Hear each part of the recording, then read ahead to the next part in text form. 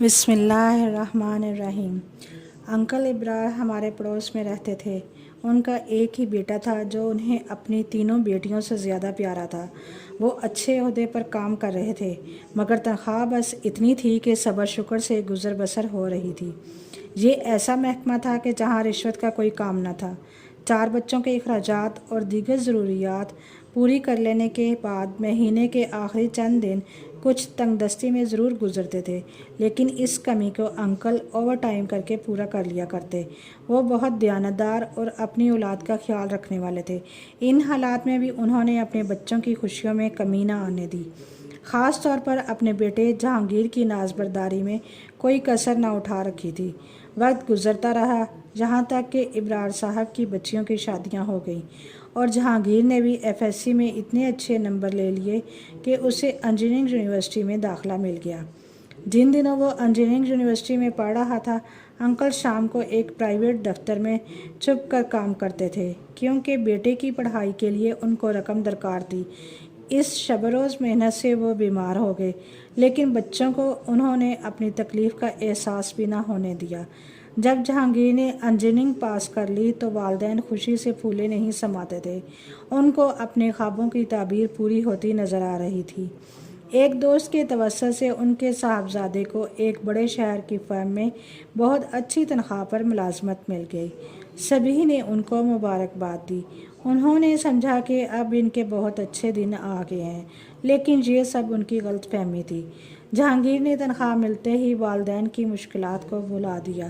وہ اپنی تنخواہ خود رکھتا، جب ملنے آتا الٹا والدین سے رقم مانگ لیتا۔ یہ بیچارے ادھار کر کر کے بھی اسے رقم دے دیا کرتے۔ پھر جب بہنوں نے احساس دلایا تو وہ والدین کو خرچہ دینے لگا۔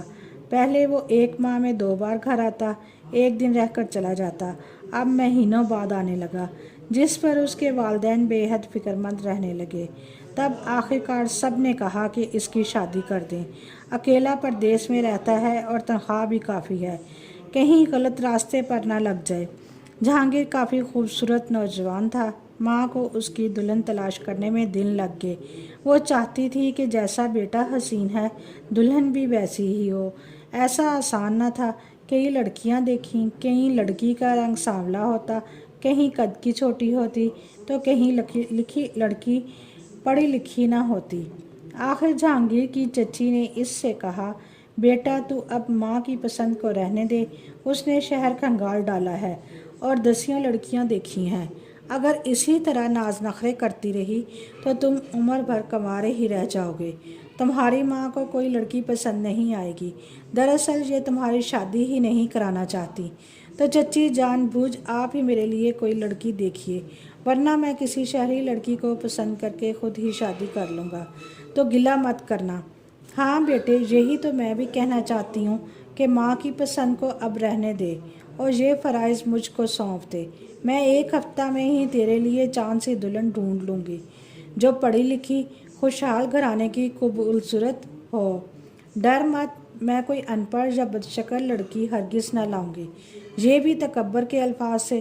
تاہم جہانگیر نے چچی پر بھروسہ کر لیا اور ماں سے کہہ دیا کہ اب آپ کو میرے لیے لڑکی ڈھونڈنے کی ضرورت نہیں، آپ زحمت نہیں کریں، چچی میرا رشتہ کرائیں گی۔ ماں اپنا سا منہ لے کر خاموش ہو بیٹھی اور چچی نے رشتہ تلاش کرنے کی مہم سر کرنا شروع کر دی۔ انہوں نے 15 دنوں میں رشتہ تلاش کر لیا۔ لڑکی کا نام زارا تھا اور وہ ایک کالج میں لیکچرار تھی۔ جہانگیر کے والدین لڑکی دیکھنے لاہور گئے، جبکہ وہ ملتان کے قریب ایک شہر مظفر گڑھ میں رہتے تھے۔ زارا کو دیکھا تو دم ساتھ کر رہ گئے۔ وہ نہ صرف عمر میں زیادہ تھی بلکہ سخت مزاج بھی نظر آ رہی تھی۔ ان لوگوں نے دور سے آئے مہمانوں کی کچھ زیادہ آؤ بھگت بھی نہ کی۔ انکل ابرار اور ان کی بیوی بد دل ہو گئے۔ ان کو زارا ایک آنکھ نہ بھائی۔ جہانگیر کے دل میں والدین کی طرف سے غلط فہمی پیدا ہو چکی تھی کہ میرے والدین کمائی کھانے کی خاطر میری شادی نہیں کر رہے۔ جب ماں نے زارا کے عیب گنوائے تو اس نے کہا، ماں تم پری کہاں سے لاؤ گی؟ ہر لڑکی میں آپ کو عیب نظر آتے ہیں۔ آپ میری شادی ہی نہیں کرانا چاہتی۔ اب میں شادی کروں گا تو چچی کے کہنے سے ہی کروں گا، بس آپ سے بات ختم۔ والدین نے لاکھ سمجھایا کہ لڑکی قبول صورت ہے، ہم کو اعتراض نہیں، مگر وہ عمر میں تم سے کم از کم 6 سال بڑی ہے۔ چلو اس بات کو بھی نظر انداز کرتے ہیں، لیکن ان لوگوں میں مہمانداری کا شعور نہیں، بات کرنے کی تمیز نہیں۔ اور لڑکی نے تو ایسے سخت لہجے میں بات کی، لڑکیاں ایسی تو نہیں ہوتی۔ اس کے عیب میں تم کو گنوا نہیں رہی بلکہ سمجھا رہی ہوں۔ ماں وہ لیکچرار ہے، پڑھی لکھی ہے، اچھا خاصا کما رہی ہے، وہ محکمہ تعلیم میں ہے، تو اس کو بات چیت کی تمیز کیوں کرنا ہوگی؟ بس رہنے دیجئے، میں آپ لوگوں کی نیت کو سمجھ گیا ہوں۔ آپ کو خدمت کرانے والی نوکرانی جیسی لڑکی چاہیے۔ مجھے بھی ضد ہو گئی ہے، اب میں شادی کروں گا تو زارا سے ہی کروں گا، آپ خوش ہوں یا ناخوش مجھے پرواہ نہیں۔ غرض کہ جہانگیر نے اس رشتے کو آخری سمجھ لیا۔ ماں کے خلوص پر تو شک کیا، لیکن چچی کی نیت کو نہ سمجھا۔ بے شک آنٹی سے بھی غفلت ہوئی کہ وہ خوب سے خوب تر کی تلاش میں کچھ زیادہ ہی وقت گنوا دیا۔ جب جہانگیر زارا سے شادی پر اس قدر مصر ہوا کہ ماں باپ سے جھگڑنے لگا، تو انہوں نے اپنے لاڈلے بیٹے کے روبرو ہتھیار ڈال دیے اور شادی کی اجازت دے دی۔ لڑکی کی ماں تو بہت خوش تھی کہ ان کی لاٹری نکل آئی تھی، اتنا خوبصورت اور چھوٹی عمر کا داماد مل رہا تھا، وہ بھی ایک مشہور کمپنی میں انجینئر تھا، خوب بھاری تنخواہ لے رہا تھا۔ زارا 2 بہنیں تھیں اور ان کے 3 بھائی تھے۔ بڑی بہن کی شادی ہو چکی تھی، اب یہ ان کی آخری لڑکی تھی۔ وہ زیادہ امیر نہ تھے، مگر امیروں میں رشتہ کرنے کے ارمان بہت رکھتے تھے۔ انکل ابرار نے عمر بھر کفایت سے زندگی بسر کی تھی، مگر اپنی جائیداد فروخت نہ کی کہ بچوں کے کام آئے گی۔ بیچ دی تو پھر یہ مکان نہ بنا سکیں گے۔ ان کے 4 بچے تھے اور 4 ہی مکان ان کے والد کی طرف سے ان کو ملے تھے۔ ان کا تھوڑا تھوڑا کرایہ وہ لیتے تھے اور اپنے ضرورت مند رشتہ داروں کو کرائے پر بٹھا رکھا تھا کہ وہ کم از کم قبضہ تو نہیں کریں گے۔ بہرحال انکل اور آنٹی بیٹے کی خوشی کی خاطر بہو کو خوش بیاہ کر لے آئے۔ انہوں نے کوئی جہیز دیا اور نہ انہوں نے کوئی مطالبہ کیا۔ زارا نے آتے ہی سسرال میں ہر کسی کو نیچی نظر سے دیکھنا شروع کر دیا۔ بے شک ہر لیکچرار لڑکی ایسی نہیں ہوتی، لیکن وہ لیکچرار کیا تھی، گویا ساری دنیا اس کی شاگرد تھی۔ ساس سسر بھی سب اس کے شاگرد تھے۔ وہ بڑوں اور بزرگوں کے ساتھ بھی تحکم سے بات کرتی، وہ اپنی تنخواہ میں سے 1 پیسہ بھی کسی کو نہ دیتی تھی، بلکہ خاوند کی تنخواہ بھی اپنی مٹھی میں رکھتی۔ سسرال والوں کو اشد ضرورت پر بھی وہ بہت تھوڑے سے پیسوں ناکو چنے چبوا کر دیتی، وہ بھی ان کے بیٹے کی تنخواہ سے۔ جہانگیر نے ایک روز اپنی ماں اور بہن کو خوب برا بھلا کہا کہ اگر میرے گھر آنا ہے تو اپنے استعمال کی چیزیں ساتھ لایا کرو، میری بیوی کی چیزوں کو ہاتھ لگانے کی ضرورت نہیں۔ اور بیوی کو کہا اب میری بہن یا والدین آئیں تو تم اپنی چیزوں کو تالے میں بند کر دیا کرو۔ زارا ایسے ہی کرتی، وہ برتنوں تک کو تالے میں بند کر دیتی۔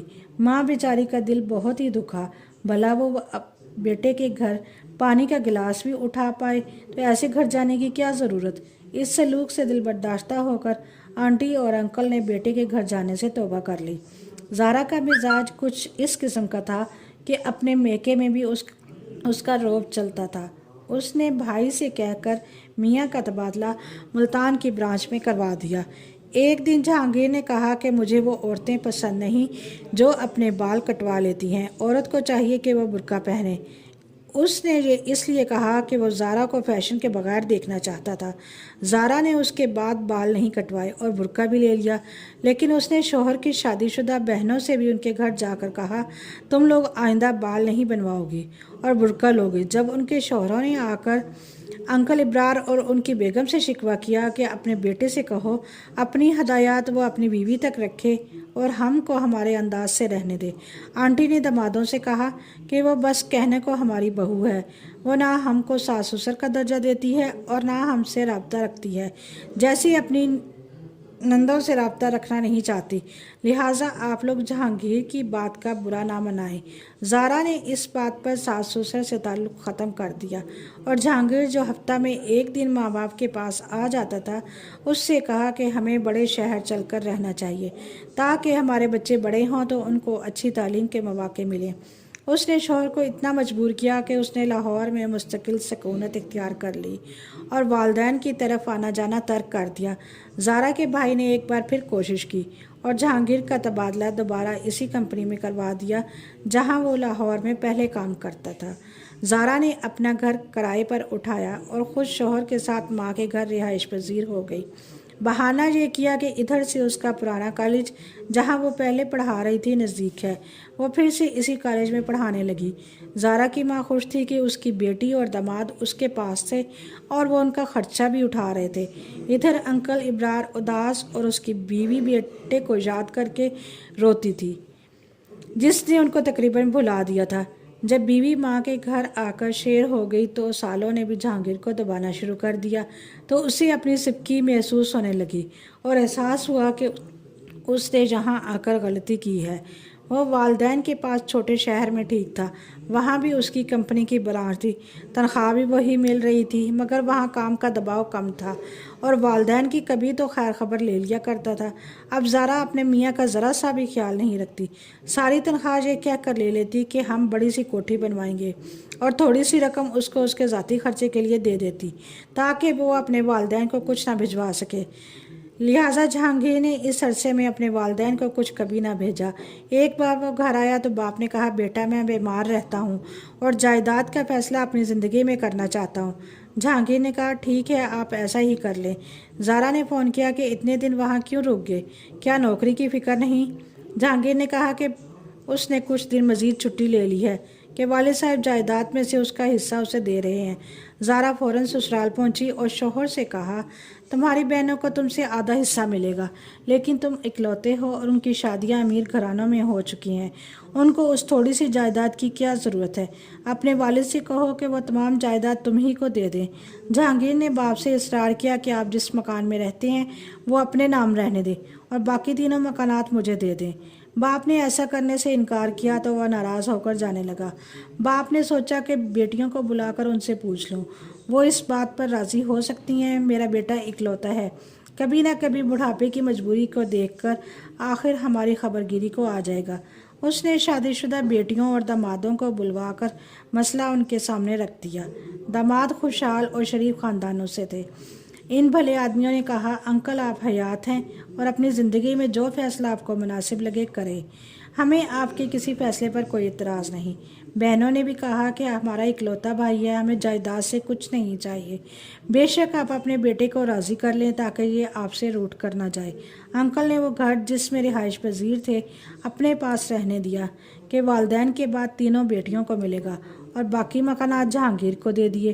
وہ جائیداد لکھوا کر خوشی خوشی بیوی کے ساتھ واپس لاہور چلا گیا۔ اس کے بعد اس نے والدین کی کوئی خبر نہ لی اور نہ روپیہ پیسہ اور خط بھیجا۔ وہ اب سسرال میں ایک بے بس انسان کی طرح رہ رہا تھا۔ اس دوران ان کی 2 بچیاں ہو چکی تھی، بیوی کالج پڑھانے جاتی اور ساس ان کے بچوں کو دیکھتی۔ لہٰذا زارا کہتی کہ ہم کو بچیوں کی وجہ سے اب یہاں رہنا ہے، ورنہ ان کو کون دیکھے گا۔ انہی دنوں انکل ابراج شدید بیمار ہو گئے، ان کو رقم کی ضرورت پڑی۔ ماں نے بیٹے کو فون کیا اور خط بھی لکھا کہ تمہارے والد بیمار ہیں، کچھ رقم بھجوا دو تاکہ تمہارے والد کو علاج کے لیے لاہور لائیں۔ زارا نے خط کو پڑھ کر پھاڑ دیا اور شوہر کو نہ دکھایا۔ اس دوران بیٹیوں کو باپ کی بیماری کی خبر ہو گئی، وہ اپنے شوہروں کے ہمراہ آ گئیں، باپ کو اسپتال لے گئے، علاج کرایا، مگر موت کا وقت مقرر ہے سو وہ وفات پا گئے۔ انہوں نے بھائی کو باپ کی فوتگی کی اطلاع کی، مگر سالوں نے جہانگیر کو بروقت مطلع نہ کیا اور وہ باپ کا آخری دیدار بھی نہ کر سکا۔ بعد میں آ کر رویا تو پھر کیا کہ جو ہستی اس کی دید کو ترستی ہوئی قبر میں چلی گئی وہ اب واپس نہیں آ سکتی۔ ماں اب اکیلی اور بے سہارا رہ گئی۔ بیٹیاں شادی شدہ تھیں، وہ اپنے گھر چلی گئی۔ انہوں نے ماں کو ساتھ لے جانا چاہا، مگر آنٹی نے ان کے ساتھ جانے سے انکار کر دیا کہ ان کو بیٹے کے ملنے کی آس تھی۔ بیٹا آیا، ماں کو لے جانا چاہتا تھا، مگر زارا نے کہہ دیا کہ ان کو وہیں رہنے دو، خرچہ بھجوا دیا کرو، لاہور لانے کی ضرورت نہیں، ورنہ میں طلاق لے لوں گی اور تمہاری بچیاں بھی تم کو نہیں دوں گی، تم ان کو دیکھنے کو ترس جاؤ گے۔ آنٹی نے جہانگیر کو سمجھایا، بیٹا میرے تو جانے زندگی کے اب کتنے دن رہ گئے ہیں، مگر تم نے ساری زندگی گزارنی ہے، تمہاری بچیوں کو تمہاری ضرورت ہے، تم بیوی کے پاس ہی رہو، مجھ سے ملنے آتے رہنا، میں اپنے گھر میں ہی ٹھیک ہوں، تم میری فکر مت کرو۔ اس طرح انہوں نے بیٹے کو لاہور بھیج دیا اور خود اکیلی رہنے لگی۔ 2-4 برس اس کے بعد آیا جہانگیر ماں کے پاس آیا، بعد میں اس نے آنا بند کر دیا، جبکہ ماں بیچاری تمام دن دروازے کی سمت دیکھتی رہتی، شاید اس کا بیٹا آ جائے۔ بیٹی کی محبت سے مجبور ہو کر آنٹی ایک بار لاہور بھی گئیں، لیکن بہو نے ایسا سلوک کیا کہ دوسرے دن ہی لوٹتے بنی۔ ماں بالآخر انتظار کرتے کرتے اللہ کو پیاری ہو گئی۔ نہ وہ اپنی زندہ آنکھوں سے بیٹے کو دیکھ سکی اور نہ بیٹے نے ماں کا آخری دیدار کیا۔ دامادوں نے آنٹی کو قبر میں اتارا اور بیٹیوں نے ماں کو آخری سانسوں تک سنبھالا۔ پڑوسی ہونے کے ناطے ہم بھی آنٹی کو الوداع کہنے گے۔ سبھی کی آنکھوں میں آنسو تھے اور لوگ کہہ رہے تھے کہ بیٹی ہو یا بیٹا، خدا اولاد دے تو نیک دے، ورنہ بے اولاد ہی بھلے۔